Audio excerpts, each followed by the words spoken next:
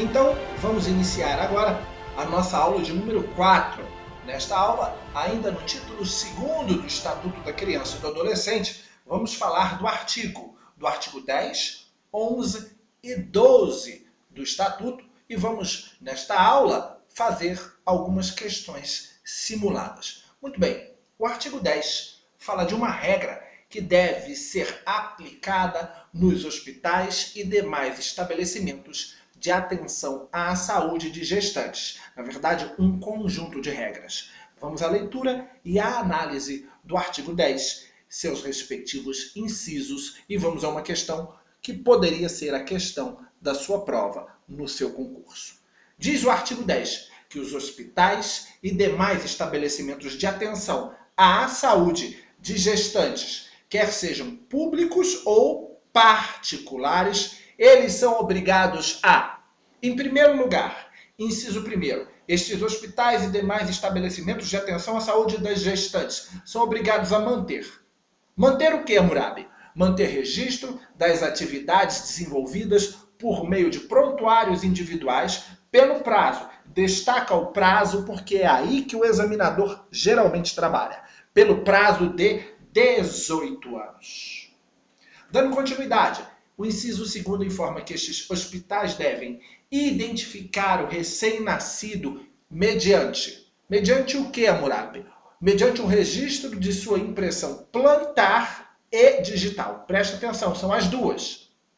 A impressão da planta dos pés da criança e da sua impressão digital. E também a impressão digital da sua mãe. Então vamos identificar a criança recém-nascida mediante o registro da impressão da planta do pé, plantar e digital, as duas, e da digital da mãe, sem prejuízo, óbvio, de outras formas normatizadas pela autoridade administrativa competente. Estas outras formas são as conhecidas formas antropométricas. Identificamos a criança através do peso, cor da pele, cor do cabelo, cor dos olhos e registro de qualquer sinal ou anormalidade morfológica no corpo da criança, assim como as medidas, medida de diâmetro, ou melhor, circunferência craniana,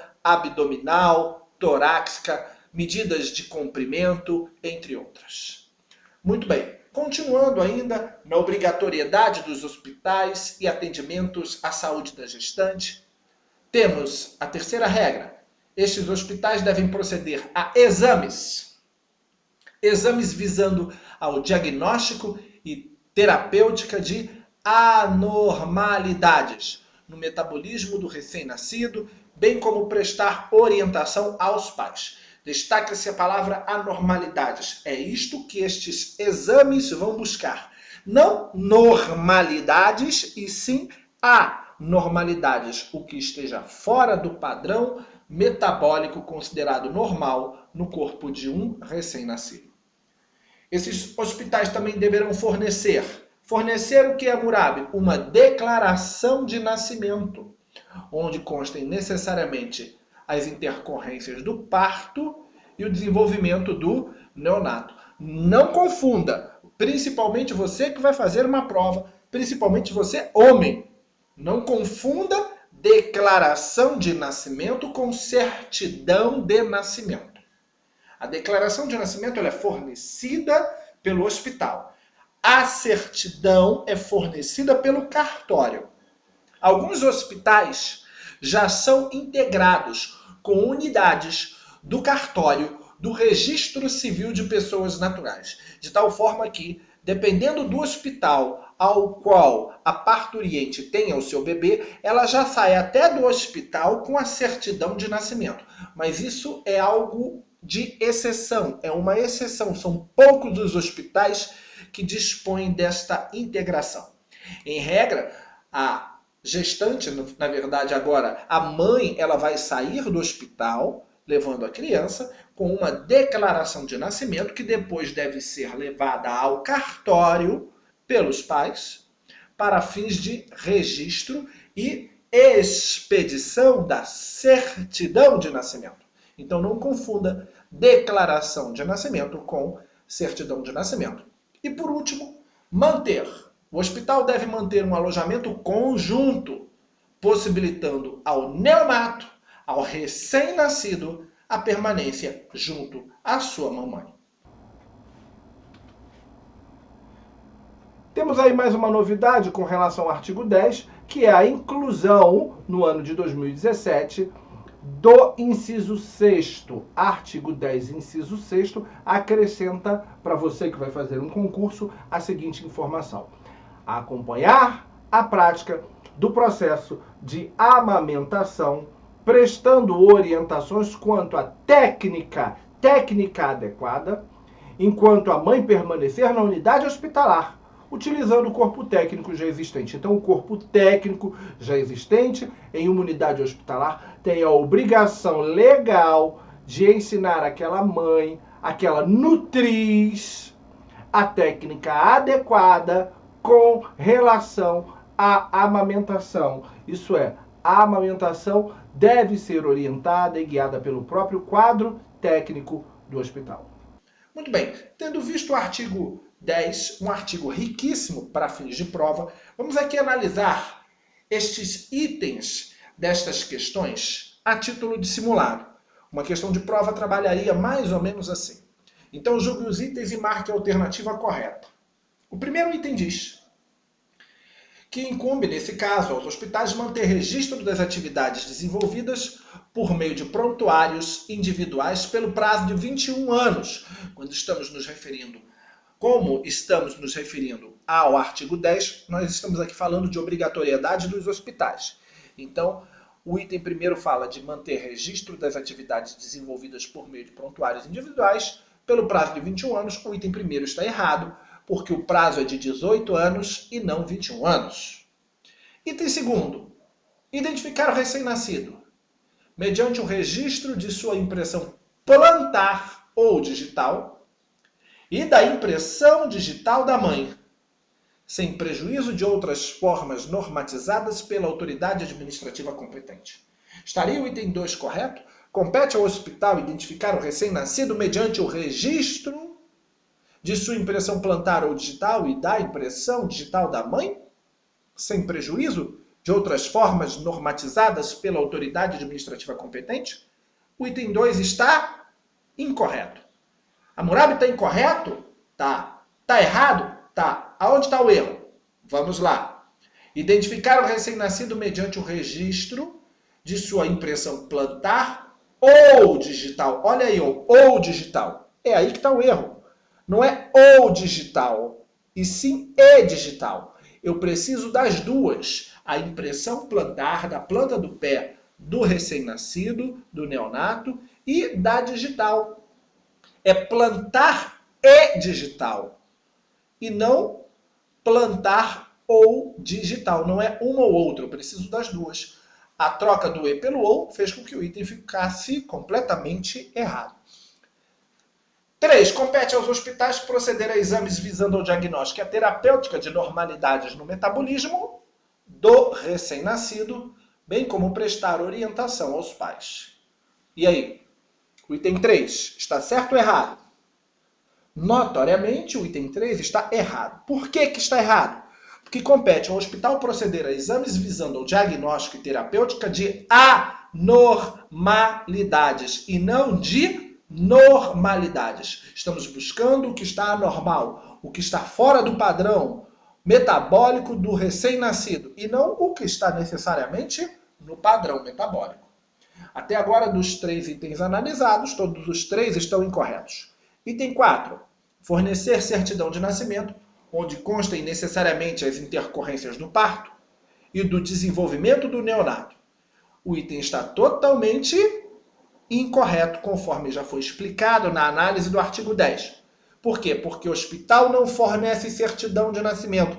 Quem fornece certidão de nascimento é o cartório do registro civil de pessoas naturais. O hospital fornecerá uma declaração de nascimento que é completamente diferente da certidão. E o último item, incumbe a esse hospital manter um alojamento conjunto, possibilitando ao neonato a permanência junto à mãe. O item 5 é o item correto. Na verdade, o único item correto. Então, das alternativas, letra A, B, C, D e E, como a gente só tem um único item correto, letra A diz uma está correta. Então, apenas o item 5, então letra A é o gabarito da nossa questão. Seguindo adiante, artigo 11.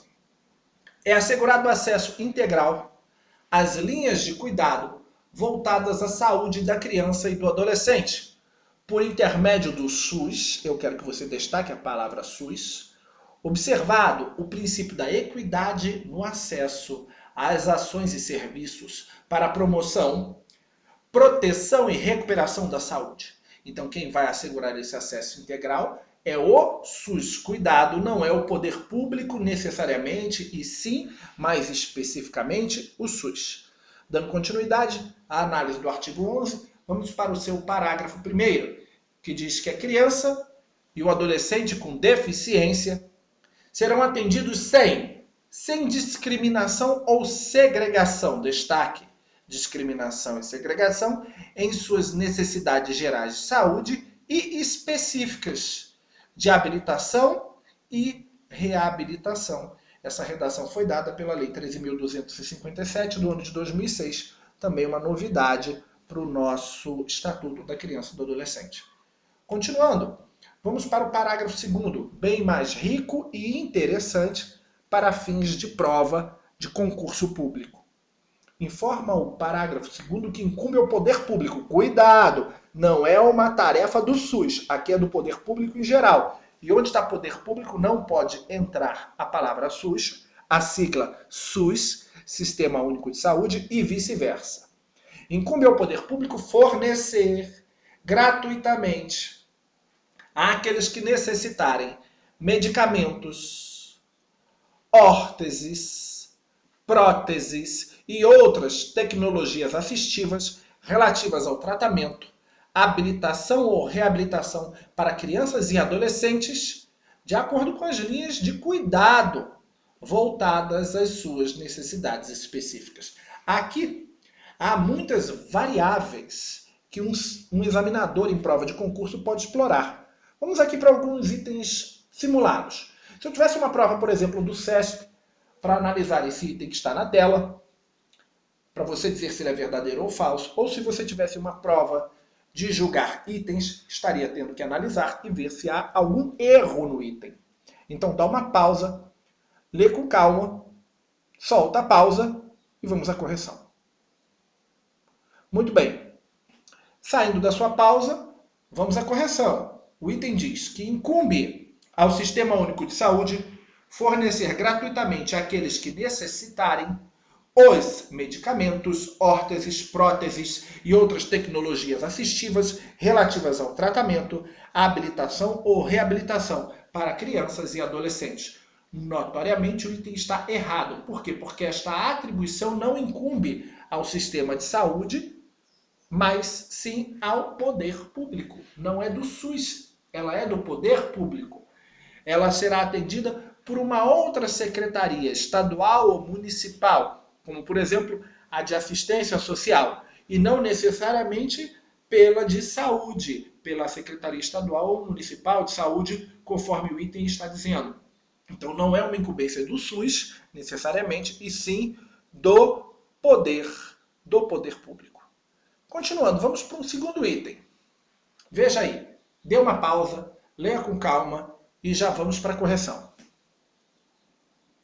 Muito bem, o segundo item informa que, segundo o ECA, incumbe ao poder público, está perfeito, fornecer àqueles que necessitarem medicamentos, órteses, próteses e outras tecnologias assistivas relativas ao tratamento, habilitação ou reabilitação para crianças e adolescentes, de acordo com as linhas de cuidado voltadas às suas necessidades específicas. Muito bem. E aí? O item está certo ou errado? Notoriamente, o item está erradíssimo. Por quê? Porque, embora incumba ao poder público fazer isso, fornecer àqueles que necessitarem medicamentos, órteses, próteses e por aí vai, o poder público deve fazer isso, e olha lá que nós destacamos na leitura do parágrafo 2º, ele deve fazer isso gratuitamente. Fornecer é diferente de fornecer gratuitamente. Veja aí no parágrafo 2º na sua tela. Incumbe ao poder público fornecer gratuitamente àqueles que necessitarem. Muito bem. O item fala que incumbe ao poder público fornecer, mas não menciona que esse fornecimento é gratuito. Sendo assim, você poderia interpretar que o poder público fornece, mas de forma remunerada.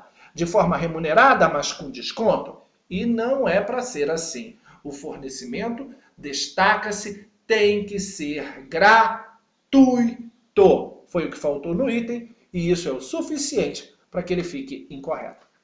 Muito bem, praticamente terminando aqui, estamos no parágrafo 3º, que informa que os profissionais que atuam no cuidado diário ou frequente de crianças na primeira infância, esses profissionais receberão formação específica e permanente, isto é, continuada, para a detecção de sinais de risco para o desenvolvimento psíquico, bem como para fazer o acompanhamento que se fizer necessário. Então, profissionais que atuam frequentemente com crianças na primeira infância vão fazer curso de formação, curso de aperfeiçoamento, estamos falando de educação continuada aqui, para detectar e identificar sinais de risco psíquico, de desenvolvimento psíquico que aquela criança esteja sofrendo, algum tipo de distúrbio, algum tipo de desenvolvimento social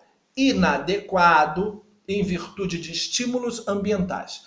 E a partir do momento que o profissional ele percebe isso, ele informa notoriamente ao Conselho Tutelar, ao Juizado da Infância e da Adolescência. Se ele estiver na escola, ele informa a direção da escola para que a direção da escola entre em contato com o Conselho Tutelar, o Ministério Público ou o Juizado da Infância e da Adolescência para que as medidas cabíveis sejam tomadas, por óbvio. Vamos para o artigo 12. O artigo 12 informa que os estabelecimentos de atendimento à saúde, inclusive, olha o destaque, as unidades neonatais de terapia intensiva e de cuidados intermediários, eles devem proporcionar condições para a permanência em tempo integral de destaque-se, dos pais ou responsável, nos casos de internação de criança ou adolescente. Então, qualquer unidade de atendimento à saúde, inclusive neonatal, inclusive UTI, tem que proporcionar condição para que um dos pais ou um responsável permaneça. E não é permaneça tipo durante o dia e à noite vai para casa não, mas permaneça em tempo integral com a criança ou adolescente. E proporcionar condições para que este pai, mãe ou responsável permaneça em tempo integral junto à criança, não é proporcionar uma cadeirinha e colocar do lado do leito do hospital onde a criança está internada ou da UTI, não. É proporcionar condições mesmo, condições ambientais, para que o pai, mãe ou responsável possam repousar, pernoitar, condições alimentares, condições sanitárias, um banheiro próprio e por aí vai. Essa é a regra que pelo menos está aí, está posta na teoria. Na prática não acontece bem assim, lamentavelmente. Seguindo, vamos para um itemzinho que poderia ser uma questão da sua prova. Perguntando sobre o artigo 12, o item diz: segundo o ECA, os estabelecimentos de atendimento à saúde deverão proporcionar condições para a permanência em tempo integral, está perfeito, dos pais ou responsáveis nos casos de internação de criança ou adolescente. Analise o item e diz se o item é verdadeiro ou falso. Muito bem, agora que você já formou sua opinião, vamos à releitura. Segundo o ECA, os estabelecimentos de atendimento à saúde, até aí está correto, eles devem proporcionar condições para a permanência em tempo integral, até aí está correto, dos pais ou responsáveis, agora está errado. Porque não é dos pais ou responsáveis, e sim, veja lá só para recapitular, de dos pais ou responsáveis, e não dos pais. Aqui ficaria o pai e a mãe. Aqui ficariam os eventuais responsáveis, no plural, havendo mais de um responsável, e não é dois pais. Não pode, estamos numa UTI, fica ou o pai, ou a mãe, ou um responsável. É uma pessoa com a criança ou adolescente, e não os pais ou responsáveis em tempo integral. O que não quer dizer que o outro pai e os outros responsáveis não possam visitar, e inclusive, dependendo da situação, fazer uma visita coletiva à criança. A criança está internada e está num quarto, vai avô, vai tia, vai avó, ficam os pais todos no quarto, dependendo da estrutura e das regras do hospital. Numa UTI, por exemplo, só é permitido no máximo um acompanhante. Então é um pai ou a mãe ou um responsável, e não dois pais, se eu levar em conta aqui a questão médica. Então não são os pais e sim apenas um deles, ok? Então estamos finalizando a nossa aula de número 4. Espero que você esteja gostando desse modelo. Uma vez que a gente está trabalhando apenas a legislação, a minha imagem não é tão necessária aqui. Então, para fins de melhora da resolução do que você está vendo no seu vídeo, você escuta a minha voz e acompanha a leitura e a análise dos artigos, ok? Um grande abraço, fique com Deus e até o nosso próximo encontro.